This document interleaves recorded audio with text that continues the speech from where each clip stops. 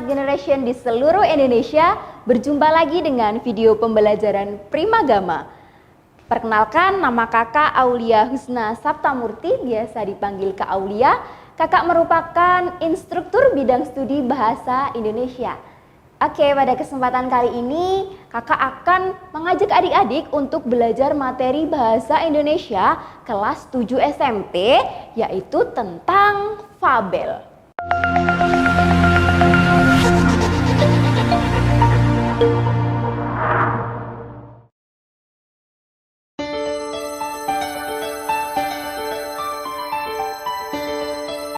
Oke, yang pertama akan kita pelajari dari fabel ini adalah tentang ciri-ciri fabel. Ya, di sini sudah kakak tampilkan sebuah gambar yang tentu adik-adik semua tahu ini kartun apa ya adik-adik ya? Betul sekali, ini merupakan kartun Kung Fu Panda. Mesti adik-adik udah pernah menonton tentang kartun Kung Fu Panda ini karena sangat terkenal ya adik-adik ya. Ini ada tokoh yang berisi tentang binatang atau hewan. Nah, kalau adik-adik mengingat tentang fabel, itu bisa mengingat tentang Kung Fu Panda ataupun kartun-kartun yang lainnya. Jadi adik-adik, ciri-ciri dari fabel itu adalah yang pertama berupa dongeng. Dongeng itu berarti merupakan cerita fiksi. Kemudian dilanjutkan dengan ciri-ciri yang kedua, yaitu tokohnya binatang atau hewan. Jadi di fabel ini berbeda dengan cerita pendek. Kalau cerita pendek itu tokohnya biasanya manusia, kalau di fabel itu tokohnya adalah binatang. Ya, selanjutnya di fabel ini biasanya tidak semuanya ya, tapi secara umum atau secara kebanyakan itu alurnya maju. Kenapa bisa maju adik-adik? Karena fabel ini teksnya mudah dipahami. Ketika alurnya flashback itu kadang-kadang susah dipahami, sehingga pada umumnya atau kebanyakan fabel itu alurnya maju atau secara berurutan, tidak ada flashbacknya. Nah, untuk ciri-ciri yang keempat yaitu fabel ini pasti mengandung amanat atau pesan moral. Ya, kakak ulangi ya, ciri-ciri fabel ada 4. Yang pertama berupa dongeng atau cerita fiksi. Yang kedua, tokohnya binatang atau hewan. Yang ketiga, alurnya maju. Dan yang keempat, mengandung amanat atau pesan moral. Ya, lanjut ke materi selanjutnya, yaitu tentang jenis fabel. Jenis fabel menurut karakter dan latarnya itu dibagi menjadi 2. Ada fabel alami, ada fabel adaptasi. Di situ sudah kakak tampilkan gambar fabel alami itu atasnya ada tokoh kancil adik-adik. Biasanya mungkin dari kecil adik-adik sudah mendengar tentang dongeng yang kebanyakan tokohnya kancil ya. Nah, tokoh kancil itu salah satu cerita fabel yang merupakan jenis fabel alami. Jadi fabel alami itu ceritanya karakter dan sifatnya itu alami sesuai dengan tokoh hewan tersebut. Misalnya kancil, ia akan berbincang dengan buaya di sebuah hutan. Nah, itu kancil sebagai kancil hewan dengan sifat hewan, buayanya juga sebagai buaya dengan sifat buaya yang ada di air, sedangkan kancil ada di darat. Jadi tidak ada karakter-karakter yang muncul yang menyalahi karakter hewan. Nah, sedangkan fabel adaptasi itu telah mengalami proses adaptasi adik-adik. Misalnya pada kartun SpongeBob. Nah, itu hewannya itu tidak hanya misalnya Patrick ya, tidak hanya dia sebagai bintang laut, tapi dia bisa berbelanja, dia bisa melakukan setir mobil, bisa sekolah dan lain-lain. Jadi menyalahi kodrat hewan yang sesungguhnya. Nah, itu merupakan fabel yang adaptasi. Jadi sudah berubah. Ketika hewannya kok misalnya seekor kuda sedang mengajari anak-anaknya belajar membaca, misalnya seperti itu. Berarti itu merupakan fabel adaptasi karena sudah menyalahi kodrat. Kuda sebagai hewan harusnya tidak bisa membaca. Tapi kalau seekor kuda mengajari anaknya untuk berlari, nah itu merupakan fabel alami. seperti itu untuk jenis fabel. Lanjut ke materi selanjutnya, yaitu tentang struktur fabel. Nah, di sini kakak punya smart solution untuk mengingat struktur fabel. Ada yang, aduh mbak, aku kalau teori itu nggak ingat. Aku kalau baca fabelnya paham, tapi kalau strukturnya gimana ya cara ngingetnya? Nah, hari ini kakak kasih smart solutionnya, biar adik-adik ingat struktur fabel itu seperti apa. Karena ini kita sedang bahas tentang fabel, tentang hewan, tentang binatang, maka smart solutionnya juga tentang hewan ya. Struktur fabel dengan smart solution Primagama yaitu orang hutan dan komodo rebahan di kasur ya. Orang hutan dan komodo rebahan di kasur. Oke, O-nya itu orientasi, kemudian K-nya itu komplikasi, R-nya resolusi, dan K-nya adalah koda. Oke, mari kita bahas satu persatu. Mulai dari orientasi. Orientasi merupakan sebuah penjelasan atau pengenalan di awal-awal sebuah cerita. Contohnya kata-katanya seperti ini. Pada suatu hari, si kancil mengajak teman-temannya berkumpul di tepi kolam. Nah, seperti itu ya. Jadi mengenalkan tentang tokohnya si kancil. Kemudian latarnya pada suatu hari. Kemudian latar tempatnya di kolam. Nah, orientasi itu pengenalan. Adik-adik kalau susah mengingatnya bisa dengan mengingat istilah masa orientasi siswa. Nah, biasanya sebelum masuk ke jenjang baru, misalnya kelas 7 SMP kemarin ya, baru sekitar setengah tahun yang lalu itu adik-adik mengikuti masa orientasi siswa. Nah, orientasi ini artinya pengenalan, seperti itu. Oke, sudah paham ya adik-adik ya? Kita lanjut ke yang kedua, yaitu komplikasi. Oke, pernah mendengar berita atau mungkin percakapan orang-orang di sekitar kita tentang si bapak itu sakit komplikasi, macam-macam gitu ya. Nah, komplikasi itu pokoknya bikin pusing deh. Jadi di sini cara mengingatnya adalah komplikasi itu konflik. Konflik itu apa? Masalah. Nah, bisa diingat dengan seperti itu. Atau kalau mau lebih simpel lagi, komplikasi, KO kan ya. Nah, itu konflik. Jadi kalau orientasi tadi pengenalan tokoh atau pengenalan latar tempat dan waktu, komplikasi ini masuk ke konflik atau masalah. Seperti itu. Lanjut ke yang ketiga, yaitu resolusi. Jadi setelah ada masalah-masalah, setelah ada konflik, kita masuk ke resolusi. Ya, solusi itu pemecahan masalah. Jadi resolusi itu adalah pemecahan masalah atau ceritanya sudah mau ending nih karena sudah banyak konflik, kemudian mau ending dan mau selesai masalahnya. Biasanya itu ada di akhir setelah terjadi beberapa konflik. Nah, yang terakhir adalah koda. Koda itu merupakan pesan atau amanat. Nah, di koda ini ada fabel yang tidak mencantumkan koda, ada yang mencantumkan koda. Fabel yang mencantumkan koda itu yang secara langsung disebutkan pesan moral atau amanatnya. Misalnya setelah sebuah cerita, kemudian di akhir disampaikan. Jadi dari cerita ini kita bisa mengambil pesan bahwa janganlah kalian durhaka kepada orang tua. Nah, pesannya disampaikan secara langsung, jadi itu merupakan koda.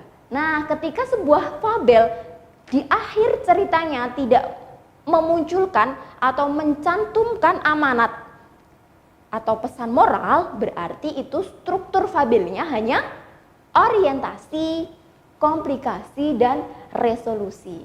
Ya, jadi ada fabel yang strukturnya orientasi, komplikasi, resolusi, dan koda, ada yang orientasi, komplikasi, dan resolusi saja. Seperti itu. Nanti kita akan pahami lagi lebih lanjut di soal-soal latihan.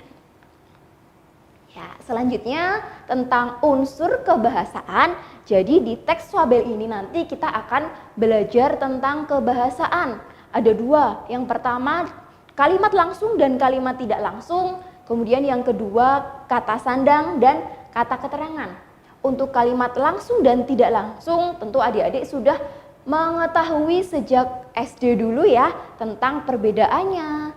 cara penulisannya, ciri-cirinya. Nah, itu nanti agar lebih mudah dipahami, kita nanti akan mencoba di soal latihan saja. Nah, sedangkan untuk kata sandang, mungkin adik-adik lupa, Mbak ingatkan ya, kata sandang itu misalnya kata si, kata sang. Nah, misalnya si kancil atau sang raja hutan. Seperti itu namanya kata sandang. Sedangkan kata keterangan bisa pada suatu sore. Bisa dengan di suatu hutan, seperti itu. Nanti akan kita pahami lebih lanjut di latihan soal. Oke, nomor 1. Urutan struktur teks cerita fabel adalah, nah ini masih ingat kan? Smart solution dari Kak Aulia tadi, orang utan dan komodo rebahan di kasur. O, K, R, K. Mana jawabannya yang benar adik-adik? Yang B. Orientasi, komplikasi, resolusi, dan koda. Nah, gampang kan mengingatnya dengan Smart Solution Primagama.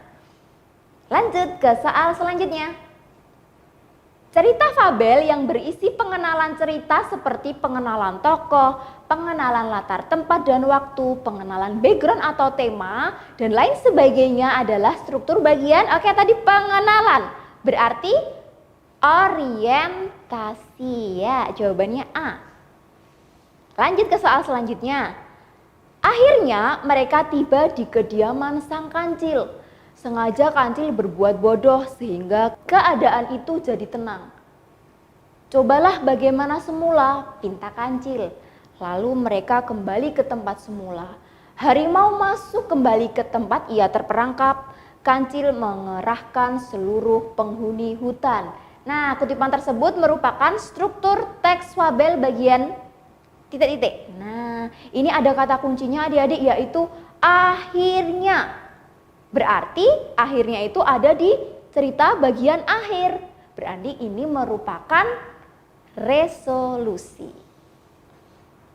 Lanjut ke soal selanjutnya. Oke, soalnya adalah pernyataan yang sesuai dengan isi teks cerita fabel tersebut. Mari kita baca teksnya. Pada suatu hari ketika kancil sedang mandi di tepi sungai, kakinya digigit oleh buaya. Lalu kancil berkata, "Hai buaya, salah kamu, bukan kakiku yang kau gigit, tapi sebatang kayu yang mengapung." Sambil mencocokkan sebatang kayu dan berkata, "Inilah kakiku." Lalu buaya itu melepaskan kakinya dan menggigit dahan kayu itu. Segera kancil melompat jauh ke darat sambil menertawakan buaya.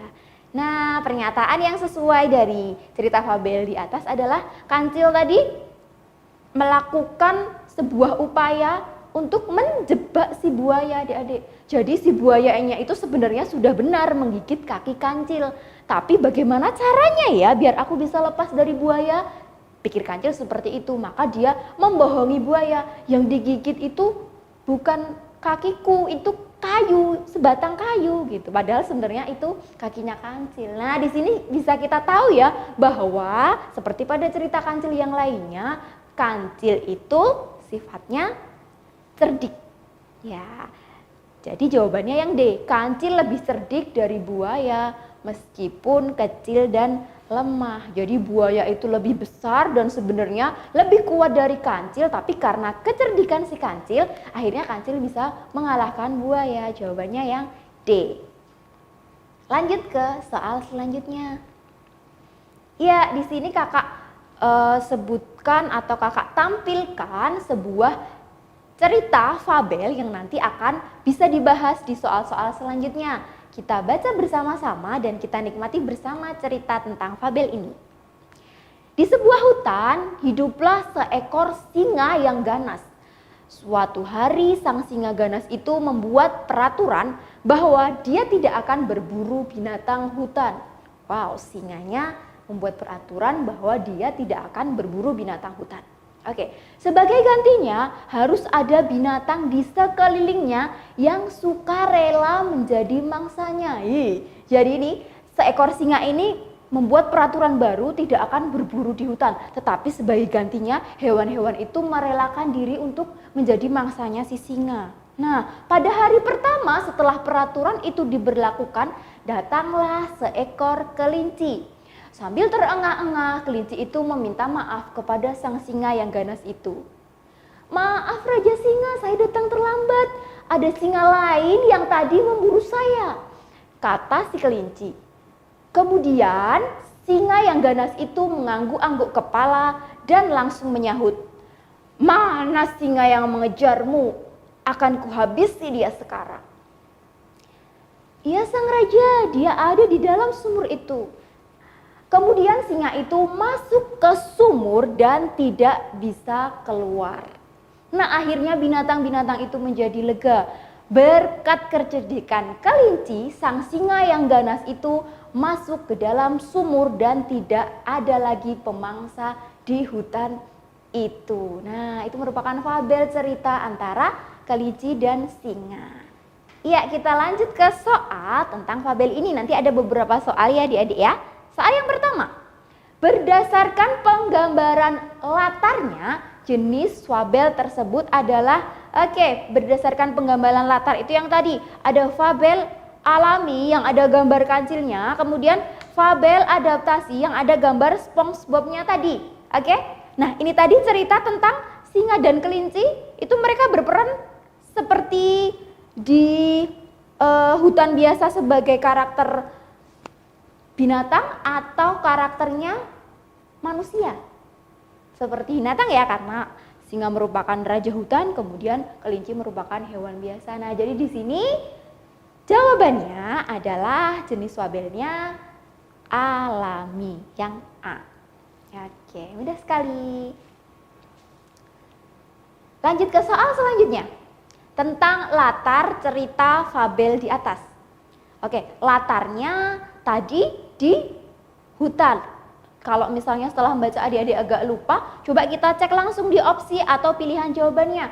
Tuh ada A, B, C, itu jawabannya di hutan, yang D di sumur. Nah, latarnya itu di hutan. Kalau sumur itu tadi di akhir ya, ada cerita akhirnya singa masuk ke dalam sumur, tapi sumur itu ada di hutan. Jadi yang jawaban D salah, kita cek jawaban A, B, C.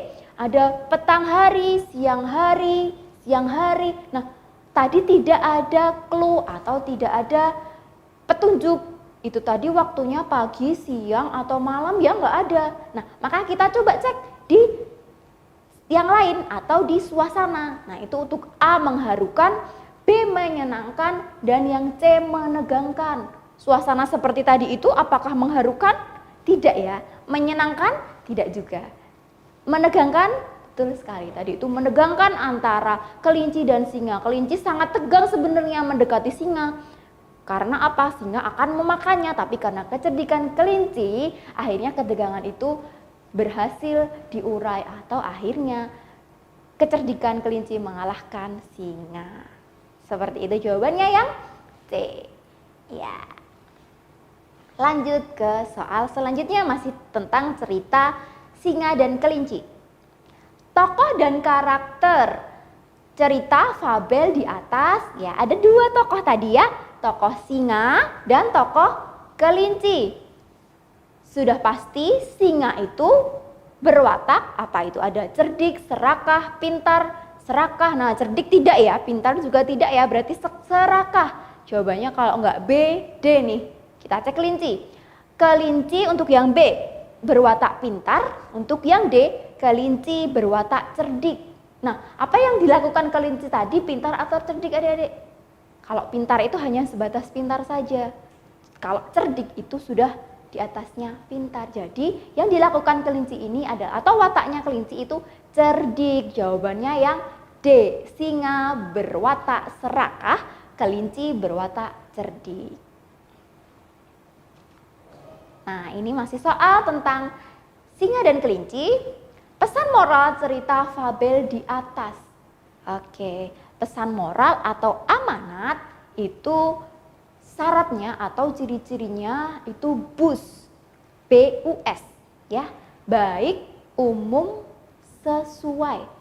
Nah, itu kakak sudah sampaikan Smart Solution tentang amanat ini, BUS, itu ada di video pembelajaran kelas 9. Nanti adik-adik kelas 7 juga bisa mengecek di video pembelajaran kelas 9. Ya. Oke, kita lanjutkan. Pesan moral cerita fabel di atas adalah, coba yang A, jangan merasa paling kuat. Itu baik. Umum, betul, umum. Sesuai. Berarti sudah memenuhi ketiga syarat BUS-nya, karena ini adalah baik, umum, dan sesuai. Nah, untuk yang lainnya coba kita bahas satu-satu ya. Yang B, pikir dulu perbuatan supaya tidak menyesal. Tidak sesuai dengan cerita tadi ya. Kemudian yang C, jangan membenci sesama makhluk Tuhan. Itu juga tidak sesuai. Yang D, kita harus mencintai sesama makhluk Tuhan. Itu juga tidak sesuai. Berarti yang paling tepat jawabannya adalah yang A, jangan merasa paling kuat. Oke, tentang dua soal yang terakhir ini kita akan membahas tentang unsur kebahasaan. Ya, di sini mari kita baca pertanyaan terlebih dahulu. Perubahan kalimat langsung tersebut menjadi tidak langsung yang benar. Nah, kalimat yang di atas itu kalimat langsung ya. Itu harimau berkata kepada kijang, saya lapar dan akan memakanmu.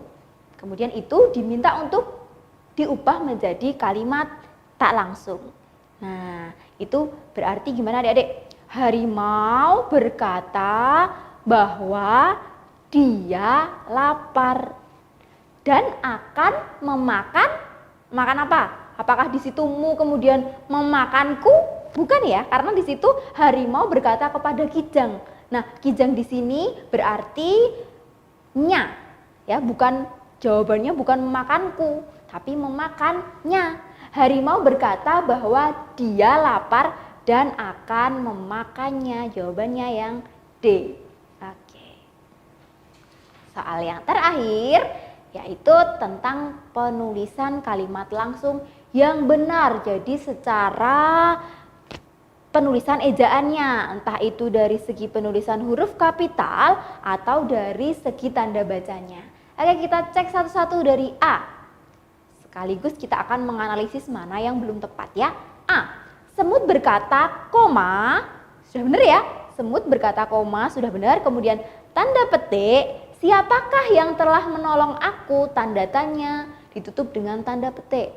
Nah, ini secara penulisan tanda baca itu sudah benar.